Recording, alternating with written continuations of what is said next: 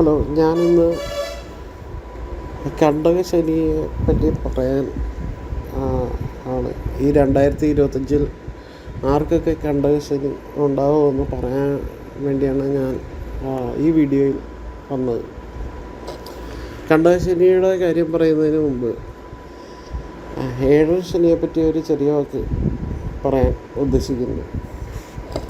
2025 ഏഴര ശനി ബാധിക്കുന്ന നക്ഷത്രം എന്ന് പറഞ്ഞാൽ മേടക്കൂറുകാരായ അശ്വതിയും ഭരണിയും കാർത്തികയും ആണ്. കുംഭക്കൂറുകാരും മീനക്കൂറുകാരും പെടുന്നവരും ഇപ്പോൾ ഏഴര ശനി അനുഭവിച്ചുകൊണ്ടിരിക്കുകയാണെന്ന് അറിയാം. ഇനി ഏഴര ശനിയുടെ അനുഭവിക്കാൻ പോകുന്നവർ നക്ഷത്രം എന്ന് പറയുന്നത് മേടക്കൂറുകാരായ അശ്വതിയും ഭരണിയും കാർത്തികയാണ്. ഏഴര ശനിയുടെ തീവ്രത അറിയാമല്ലോ എല്ലാവർക്കും. ഒരിക്കലും കണ്ടകശനിയുടെ അത്രയും ഉണ്ടാകത്തില്ല. കണ്ടകശനി 2.5 വർഷം കൊണ്ട് കണ്ടകശനി മാറുമെങ്കിലും ഏഴര ശനി എന്ന് പറഞ്ഞാൽ 7.5 വർഷം തന്നെ അനുഭവിക്കേണ്ടി വരും. ഏഴര ശനി എന്ന് പറയുന്നത് ജീവിതത്തിൽ 3 പ്രാവശ്യം വരും. 3 പ്രാവശ്യം ഒരു മനുഷ്യായുസ്സിൽ 3 പ്രാവശ്യമാണ് ഏഴര ശനി വരുന്നത്. ഏഴര ശനി വരുമ്പോൾ എല്ലാം നഷ്ടപ്പെടുന്ന ഒരവസ്ഥയായിരിക്കും. ബന്ധുക്കൾ ശത്രുക്കളാവും. നാട്ടുകാരും വീട്ടുകാരും അവഗണിക്കുകയും ചെയ്യും. സുഹൃത്തുക്കൾ ശത്രുക്കളാവും. എന്തിന് സ്വന്തം ഭാര്യ വരെ ഇട്ടെറിഞ്ഞിട്ട് പോകുന്ന അവസ്ഥ വരെ ഉണ്ടാകും. മറ്റ് ചിലർക്ക് ചിലപ്പോൾ ജയിൽവാസമായിരിക്കും. ചിലർക്ക് അപമാനമായിരിക്കും. ഏറ്റവും കൂടുതൽ മറ്റുള്ളവരുടെ മുമ്പിൽ വെച്ച് അപമാനിക്കപ്പെടുന്ന അവസ്ഥയൊക്കെ ഉണ്ടാകും. അങ്ങനെ എല്ലാ മനുഷ്യന്മാർക്കും ഉണ്ടാവും. ഏഴര ശനി അനുഭവിക്കാത്തവരായിട്ട് ആരും ഉണ്ടാകത്തില്ല. അത് മൂന്നാമത്തെ പ്രാവശ്യമാണ് ഇച്ചിരി കാഠിന്യം കൂടുതൽ. ഓരോ വ്യക്തികളും എല്ലാവരും ഇതെല്ലാം തരണം ചെയ്ത് മുന്നോട്ട് പോവുകയാണ് ചെയ്യുന്നത്. ഏഴര ശനിയുടെ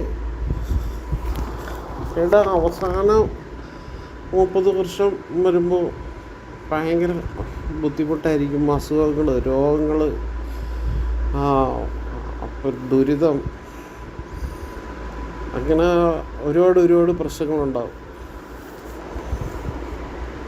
ആ സമയത്തൊക്കെ നമ്മൾ അമ്പലങ്ങളിൽ പോയി വേണ്ട വഴിപാടുകളൊക്കെ കഴിക്കുന്നത് ദോഷത്തിൻ്റെ കാഠിന്യം ഒരുപാട് കുറയുന്നതായിരിക്കും. ഇനി കണ്ടകശനിയെ പറ്റി പറയാം. കണ്ടകശനി 2.5 വർഷം ആണ് അനുഭവിക്കേണ്ടി വരുന്നത്. അത് ചന്ദ്രാല് ശനി 4-ലും 7-ലും 10-ലും വരുമ്പോൾ ആണ് കണ്ടകശനി അനുഭവിക്കുന്നത്.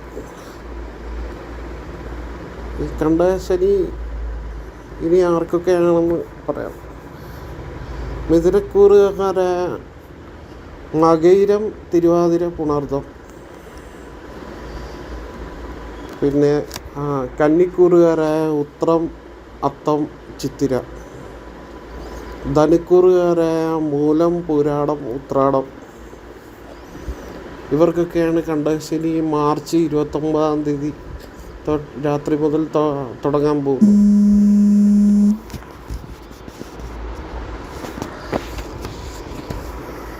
ഇവർക്ക്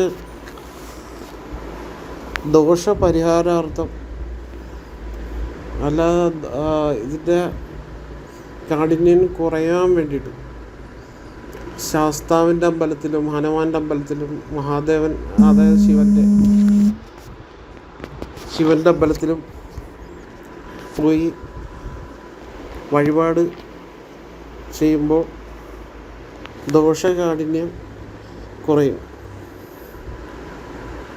ദൈവാധീനം കുറയുമ്പോഴാണ് പ്രശ്നങ്ങളൊക്കെ ഉണ്ടാകുന്നത്. നമ്മൾ അമ്പലത്തിലൊക്കെ പോകാൻ നേരത്ത് കുറച്ച് ദൈവത്തിൻ്റെ അനുഗ്രഹങ്ങളൊക്കെ കിട്ടാൻ നേരത്ത് ദൈവാധീനം കൂടത്തേ ഉള്ളൂ.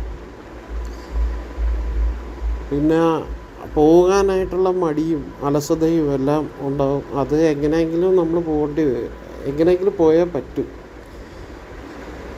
1-2 പ്രാവശ്യം പോകുമ്പം നമ്മൾ പിന്നെ നമുക്ക് കുറേശ്ശെ നമുക്ക് പോകാനായിട്ടുള്ള ഒരു ടെൻഡൻസി പതുക്കെ ഉണ്ടാവും. പിന്നെ നവക്ഷേത്രങ്ങളിൽ ചെന്നിട്ട് നീരാഞ്ജനവും എള്ളുതിരിയും വഴിപാടായിട്ട് നേരുന്നത് ഒരുപാട് ദോഷങ്ങൾ കുറയും. ശിവൻ്റെ അമ്പലത്തിൽ കരിക്ക് കൊണ്ട് കൊടുക്കുക. കരിക്ക് അതായത് പുറത്തുനിന്ന് മേടിച്ചിട്ട് ഉടനെ കൊണ്ട് കൊടുക്കരുത്.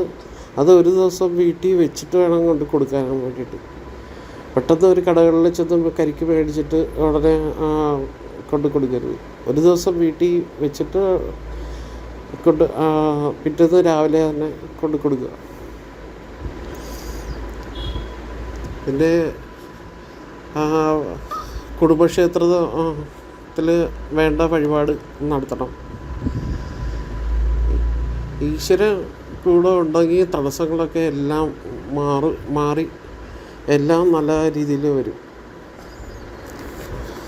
പിന്നെ ഇനി വേറെ പറയാമെന്ന് വെച്ച് കഴിഞ്ഞാൽ